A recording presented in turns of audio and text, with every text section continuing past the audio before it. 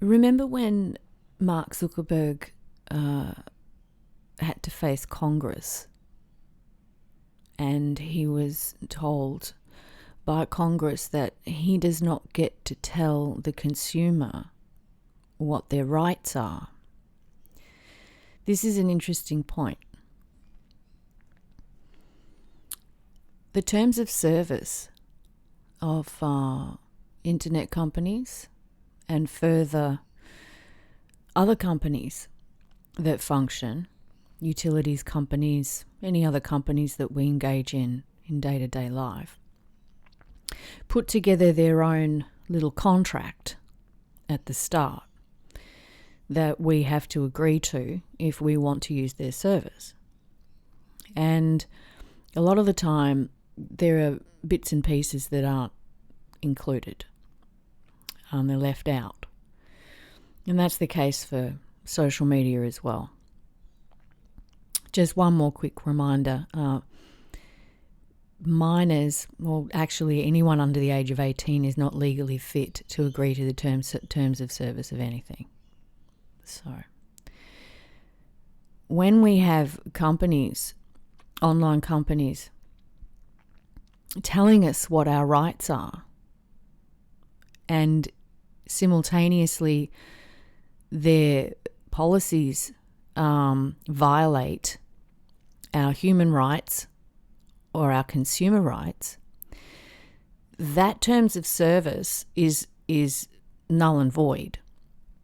It's an illegal contract because it doesn't abide by the laws and rules that we have established in human rights and consumer rights. Excuse me. The reason I bring this up again today is because I've just had an issue with my energy provider, electricity, etc. And this is a classic example of this problem. They have four ways that they can contact me. 4 different avenues to contact me.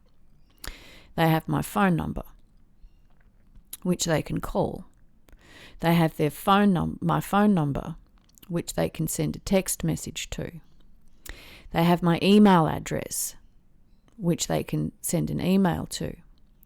And they have my postal address, which they can send hard copy correspondence to. But what they insist on doing, and have to this point, is contacting me by text message and contacting me by email. Now, for those of you who aren't particularly fussed how you get contacted, you may not be able to empathise. But in terms of where we as individuals have a right to exercise our preference of how we want to be contacted, this will still apply to you. I have asked to not be contacted by text message or by email, and that if they need to call me for any reason, which I can't think what that would be, outside of company updates or account changes or anything like that, I've said, well, give me a call, leave a message, and I'll call you back, or put it in the mail as official correspondence in a hard copy, because neither text messaging nor email are secure methods of communication. The minute they happen, they are a privacy violation. And as a consumer, I have rights to determine the method by which I'm communicated with, the methods that I don't want, and to protect my privacy as well. Now, what's happened is I've asked them 5 times, can you please not text me or email me? So you know what they do? They give me a call, and if I don't get it, because either my phone's off or I don't hear it, or I'm actually busy, and I don't have my phone strapped to my head to immediately pick it up when somebody calls me, they call and they leave a message, they leave a voicemail. And instead of waiting for me to call them back, what do? They send an email. And in that email, they say, oh, we tried to call you, but we couldn't get through, so we have to send you an email. No, you don't. That's called trying to force your way in. And when you've been asked to not contact me via that method, but you continue to do so, it's called unwanted contact and is a form of harassment. And that's regardless of what your company policies say. Sorry, obviously I'm directing this at them right now. So what I noticed here is that there's a clear neurological deficiency in these people who have become so brainwashed by the technology that they're using that they can no longer connect with basic communication protocol. They no longer have any concept of human rights or consumer rights. They write up their own contracts to suit themselves, regardless of human rights and consumer rights. And I can say to them, can you not do that, please? I do not want to hear from you in this way, please. But if they don't get through by phone immediately and can't wait until I've called them back, what do? They go ahead and email me. And I've already asked them not to 3 times. This is a problem.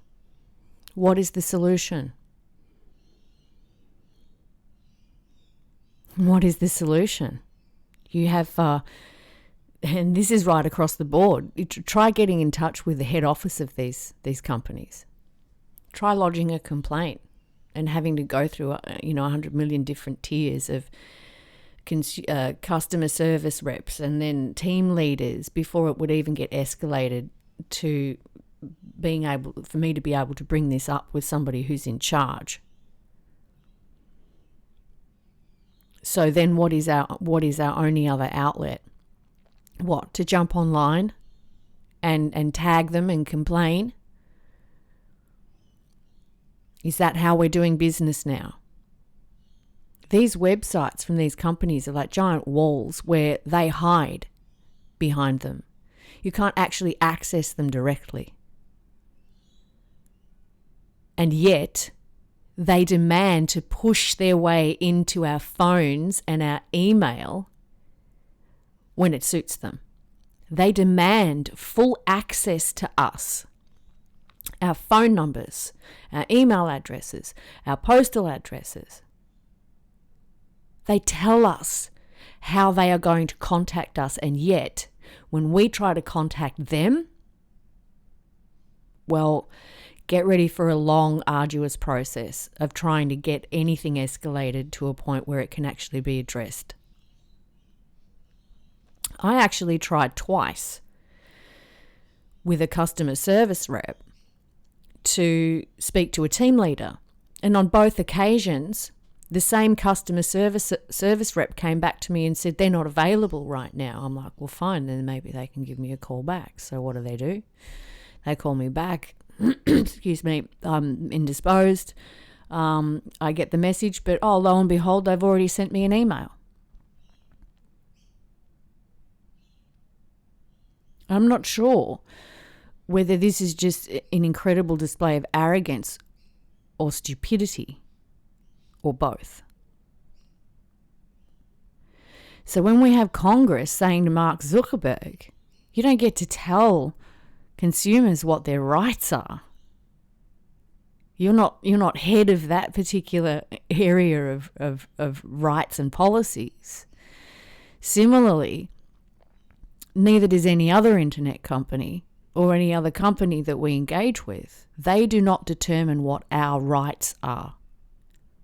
And just because we might hit, yes, I agree to these terms of service, it does not make the agreement valid. Where anybody is presenting you with a contract in clear violation of human rights, consumer rights, things to do with exploitation, anything like that, where their terms of service violate the laws that have been established, that terms of service don't count. So we can agree to it, but at that point it's meaningless, because it only needs to get escalated up a level or two and be heard by a court for that company to come under review for their terms of service. And this is what they've been getting away with, because we the people have sat back and allowed these violations to occur. And there aren't enough of us on the front lines taking this up with these companies. And even where politicians, for example, have approached these companies and said, this is not a correct, this is a violation. These companies are now multi-billion-dollar companies. They basically say, well, what are you going to do about it? Fine us. And there's this underlying standover tactic that's being used against governments who even try and do something about this, while they exploit the networks to promote themselves, but within the context of their responsibility to the general public. These violations are still occurring. And the neurological deficiency that has become so obvious when it comes to methods of communication. Most of these people don't even realize that text messaging and emailing are non-secure methods of communication. Anything that we do online, encrypted or not, is a non-secure method of communication. It is automatically a privacy violation. You want privacy? Put it in an envelope and stick it in my letterbox. It's illegal for anybody else to open it. Right there. That should put the entire internet and the terms of service of other companies in proper perspective when it comes to how we communicate and what privacy means. Further, text messaging and email. What are these things? They are automatic contact. Automatic relay of communication, information, instant contact, message delivered. But when we call somebody and leave a message, this too can be seen as a form of automatic contact, because we can have the message recorded so that the other person can hear what it is that we're calling about. But 9 times out of 10, we don't give them the whole spiel in the voicemail. We say, hey, can you give me a call back? Or, hey, I'm calling about such and such. And then when they call, we have the conversation. But by text and email, they dump us with the whole spiel, automatically invading our headspace, our lives, our minds, our thoughts, our emotions, whenever they feel like it, with no regard for boundaries whatsoever. And that is from a lack of respect, a clear lack of respect. It's an extremely arrogant, egotistical, stupid act of disrespect. So if you ask somebody to not contact you in a certain way and they continue to do it, you are within your rights to say, you know what, at this point, I can get this escalated, but just so that you know, you technically, by law, you're now harassing me because I've told you I don't want you to contact me in this way 3 times now. They cannot even understand that they can call, leave a message, and wait until I call back. No. They demand instant access. But when I try to communicate with them, I've got to go into a live chat with some nameless, faceless person in customer service who's still in training. I can't find an email address on their actual website. They don't even have their corporate headquarters address available or their phone number. They don't even have their proper contact details immediately available. You either have to hunt for it for 100 years or go to some other website or Google Maps to try and find where they're actually located and a different way of contacting them more directly. I mean, it's absurd. Human rights, consumer rights. Exploitation. Terms of service that do not abide by the laws and rules that we have established to protect the general public from exploitation and rights violations are not valid.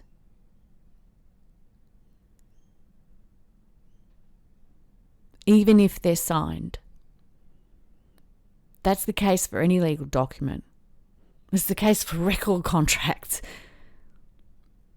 Any document that somebody asks you to sign, you might say, oh no, I consciously agree to you violating my rights.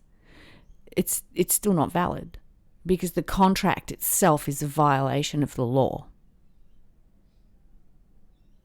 Anyway, food for thought. I'll be back with a continuation of What is the Simulation series soon. But yeah, it's a very important point, so just to finish off, when Mark Zuckerberg or any of them are devising their terms of service and they want to tell us what our copyright rights are and what our rights to our intellectual property are and what we can do with this, that and the other, that is really, it's not good. It's not good. Neurological deficiency. And a lot of these people are studying network science, neural interfaces, and they have a neurological deficiency. So I think that sort of sums up the entirety of artificial intelligence if it's being created by stupid people. Anyway, I'll be back soon.